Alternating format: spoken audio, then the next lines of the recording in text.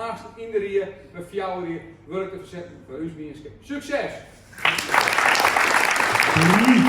3, 2, 1. Stim omdat het kan. Gemeente West-Friesland iepent officieel haar verkiezingscampagne. De listloekers zullen bij de iepening de stemwijzer zelfs ook invullen, al in de zware de wijzer eerst wolf haar probleem. Voor het net zien kreeg ik al een appje van een listloeker die zei dat ik de stemwijzer invullen wil. Dan kom ik op de site van het AD en dan moet ik een account aanmaken om de stemwijzer invullen te kunnen. Nou, ik zei, dat kan ik me niet voorstellen. Nou, we konden hier van de jongens gebruik maken van een demo-versie, dus die is clean, zeg maar, die is veilig.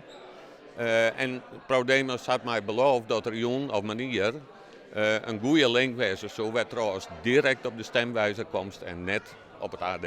En dan is het Safir, de stemwijzer invullen. De grote vraag is dan, komen de partijen op haar cels uit?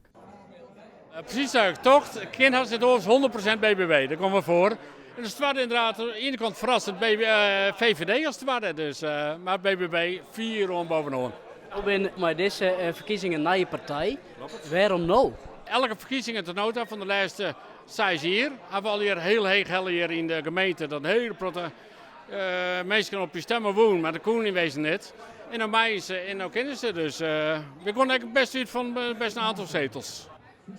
Het waren weer de Partij van de Arbeid, dat begreep ik, dat vind ik goed bij. En het treden weer de BBB. En eigenlijk staan we landelijk heel veel uitbekoor, maar het BBB. En hier lokaal staan we weer tegen bij elkaar. En ik vind dat wel heel bijzonder.